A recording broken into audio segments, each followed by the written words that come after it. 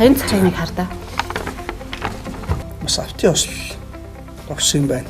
Талх зурагч машинда гараа хавуулсан юм байна. Бас надад бол энэ цэнгэлмаагийн одоо мөрөөдлийг хүслийг биелүүлэх. Дэмжлэгдлээ гэхэд цаашид бүр ингэ зүтгэх хүсэл эрмэлзлэлтэй энэ иймэрхүү хүмүүс туслах нь хамгийн зөв л гэж Энэний төлөө зүтгэл яа гэм бэ гэсэн бодол төрж байна. Тэгээ 20 гаруй жил яг энэ өвчнөөрөө шаналсан гэхээр чинь нэлийн урт удаан хугацаанд явцсан учраас одоо хөлийн сүцний хагалгаанд орох имлэг Монголд шинэ гарч уу бүгд хайда тий. сайн байна уу? За танай дугаарыг хайж интернетээс олоод Теслэзийн мөрөөдлийн нэвтрүүлгээс ярьж байгаа.